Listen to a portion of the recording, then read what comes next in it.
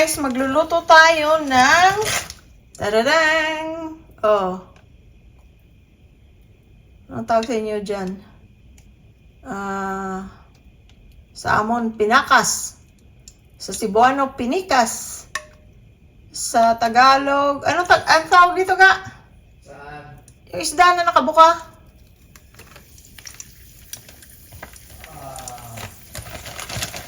Broker? No.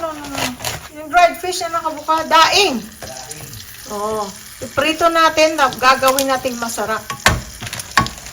Prito muna. Wow, ang bango guys. Luto lang natin to. Tapos gagawin natin masarap. Nadaing. Galing pang ano to, Visayas. Sa Rojas City. From my brother and sister-in-law. Ako, sarap. Dalawa na lang.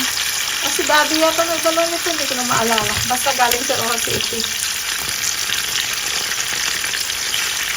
Maraming ano dun. Dried fish. Okay guys, ito pa. Dalawa kami ni Louie Boy. Sabi din namin ito makaubos isang kainan. Kasi isa lang yan. Pwede na. Mga gastos kanin. Kapag maraming kanin. Ito na guys. Ang liit pala na isa Pero ito, laki naman ng dalawa. 4 na, naprito na natin. Ngayon, ang susunod, panoorin. Okay guys, bago natin pasarapin ang ating daing, gagawa muna tayo ng pamparis doon. Gulay. Gisa-gisa sandali. Lagay natin guys, bawang lang.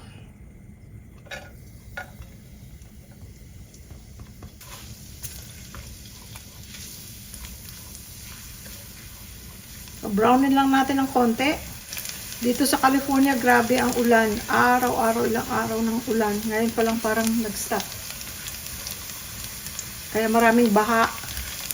Okay guys, ito ang gulay natin. Sayote. Sayote guys. Masarap kami sa sayote.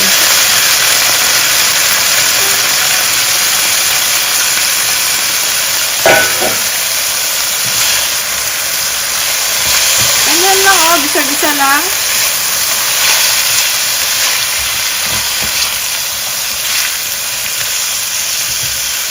Lagyan natin ng toyo o di kaya liquid seasoning para lang sa kulay at saka lasa na rin.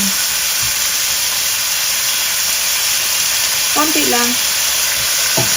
Tapos, kung meron kayong giniling, manok, or whatever, pwede. O kahit na tirang piniritong isda. Pero ako wala, kaya ito na lang. Chicken cube.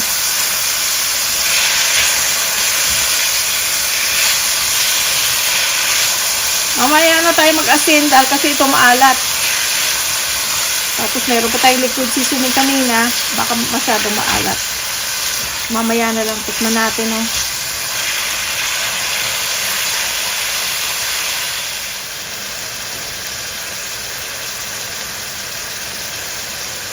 Ito na guys,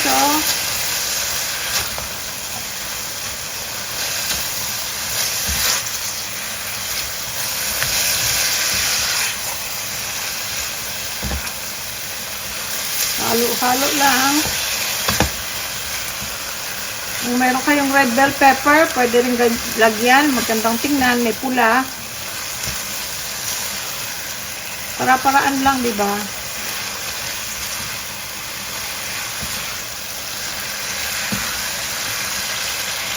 Kung meron kayong itlog na kahit yung tira-tirang lang, scrambled egg, o lagyan mo ito ng itlog, pwede rin.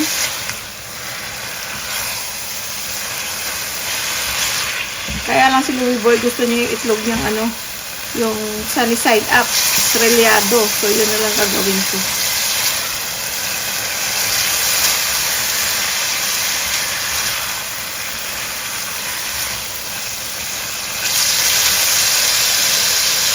Tikman nga natin guys.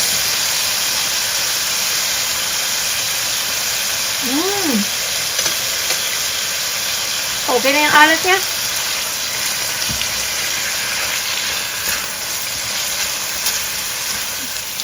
May crunch pa siya, oh. Sarap.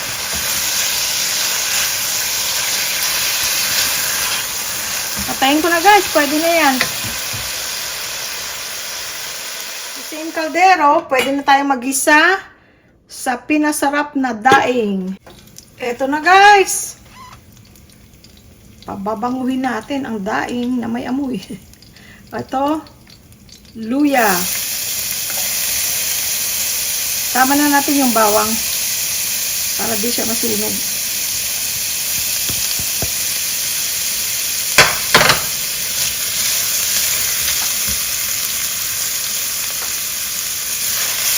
Bango. Bango pa agad.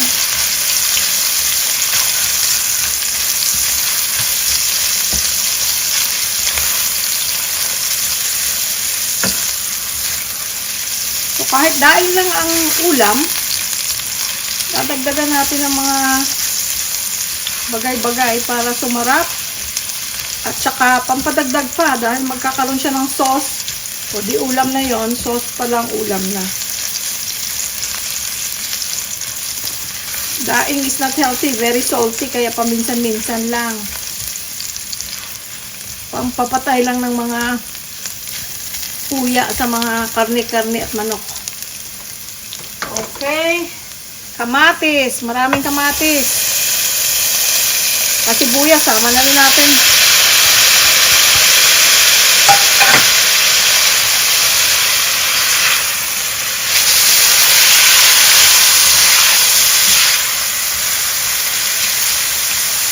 Bango.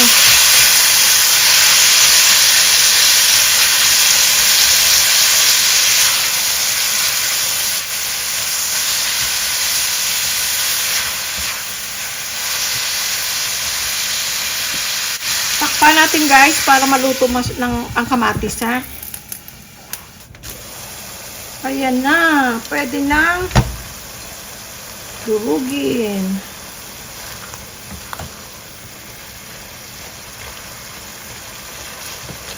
Wow. See, ito palang ulam na, oh. Sarap. Lagay natin yung ating daing.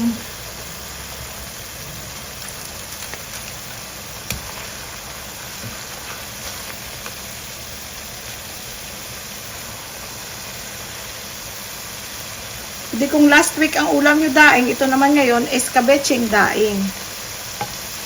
Hindi yung pamilya nyo matutuwa, oh, bagong ulam. Yung pala daing lang, di ba?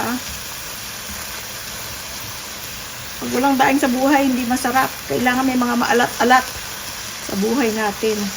Pag lagi lang matamis, hindi mo ma-appreciate ang mga ibang flavor. Lagyan natin ng suka. Tansya-tansya lang kung anong gusto nyong asim.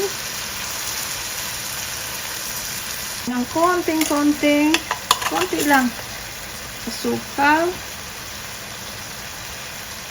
Kung ayaw nyo, pwede rin wala. Pero masarap pag may ganyan. Basta konti lang. Lagyan natin ng tubig. At pakuluin. Asin, mamaya na. Tingnan nyo muna pagka maalat kasi yung daing. Pagka kumulo ito, aalat na rin yung sauce nyo. So, mamaya na yung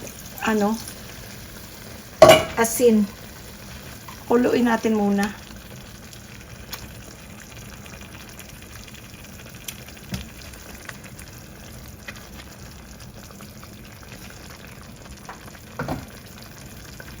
Takpan. Ayan, guys, oh. Luto na yan. Kung gusto nyo, mas dry pa yung sauce niya, pakuluan mo pa ng konti. Otherwise, pwede na yan. Kasi dito sa amin, sa bahay namin, lagi naghahanap ng ilalagay sa kanin yung sauce. So, pwede na, patayin na natin. Okay, i-plating na natin. Maraming salamat sa inyong panood. Hanggang sa muli.